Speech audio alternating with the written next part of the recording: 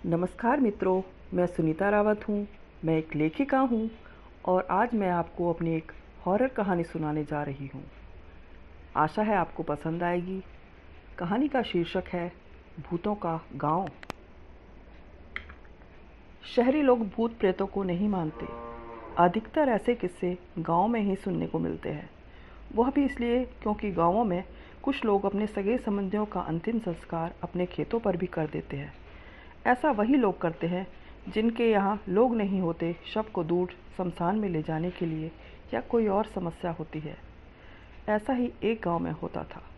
शमशान घाट बहुत दूर था, लोग जा नहीं सकते थे, वाहन की सुविधा नहीं थी।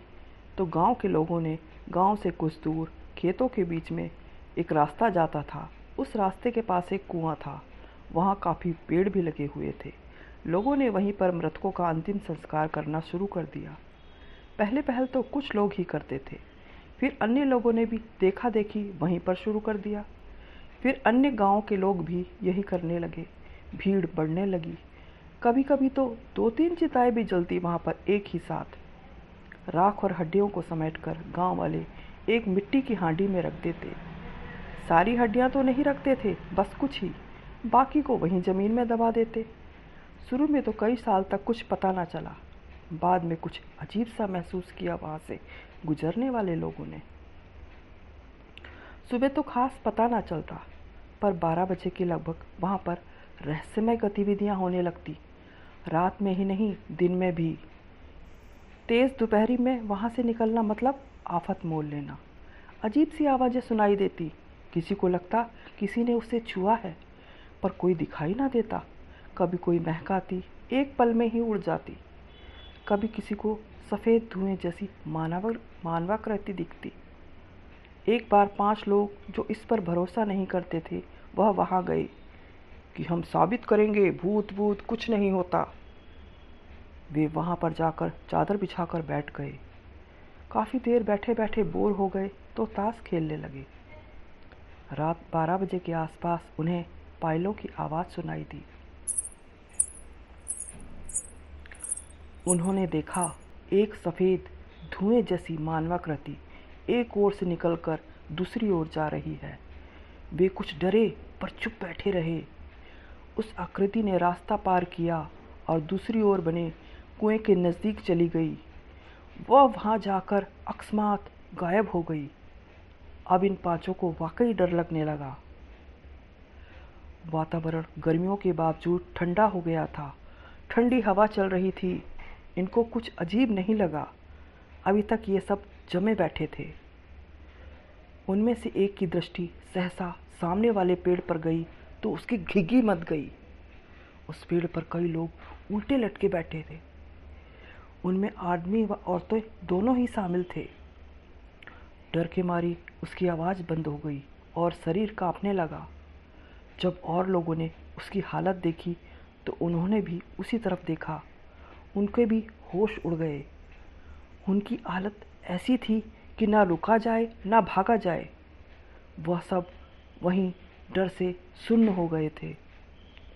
कितनी देर बीती पता नहीं, पर फिर उन्हें एक कर्कश आवाज़ सुनाई दी और उनके नीचे की जमीन हिली। आवाज़ कह रही थी, आप उठ भी जाओ सालों, कब से मुझ पर लदे बैठे हो। यह आवाज़ सुनकर उन्हें कुछ समझ आता उससे पहले ही उन्हें जोर का झटका लगा। वे सब इधर उधर गिर पड़े। उन्होंने उठकर देखा तो उनकी चादर को एक तरफ फेंकता हुआ एक भयानक सी शक्ल का व्यक्ति उठकर खड़ा हो गया। वे लोग उसे धरती से अपनी चादर हटाकर उठते देख अचंभित हो गए। उस व्यक्ति ने कहा, मूर्खों, कम से कम मरने के बाद तो चैन लेने दो। अब इन लोगों को समझ में आ गया कि वह व्यक्ति नहीं, भूत है। यह लोग चीख मारकर भागे, पर इन्हें रुकना पड़ा। रास्ते में और भी इसी तरह की आकृतियां खड़ी थी। पेड़ पर टंगे लोग भी नीचे उतरकर उनकी ओर आने लगे। इन लोगों ने देखा तो वे सारे के सारे इंसान नहीं थे। कुछ का जिस्म दिख रहा था तो कोई सफ़ेद धुएं जैसा था। वे उनकी ओर बढ़े आ रहे थे। डर कर मारे वे बेहोश हो गए। अगली सुबह जब वे घर नहीं लौटे तो लोग उन्हें देखने गए। वे पांचों उन्हें वहां अचेत पड़े मिले। उनके लिए खाटों की व्यवस्था की गई और उन्हें घर ले आए।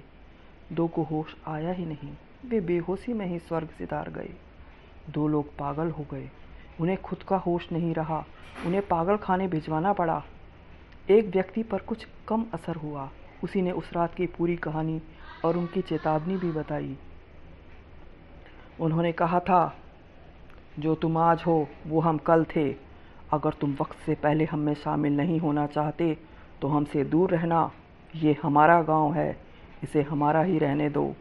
इसमें घुसपैठ मत करना, वरना मजबूरन हमें भी तुम्हारे गांव में घुसना पड़ेगा, जो तुम लोगों के लिए बिल्कुल अच्छा नहीं होगा। उसकी यह बात सुनकर गांव वाले डर गए। उन्होंने एक सभा बुलाई कि अब क्या करें। एक बुजुर्ग ने राय दी कि उन्हें बिल्कुल ना छेड़ो।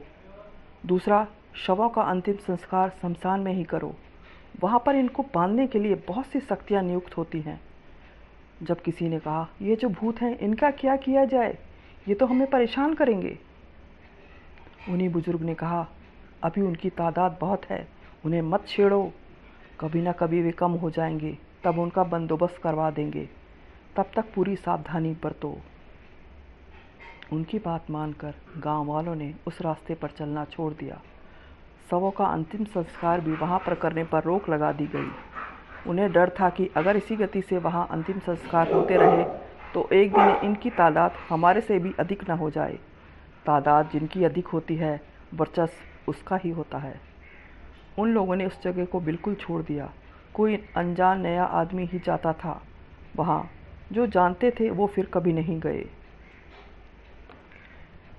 ये कहानी यहीं समाप्त होती है।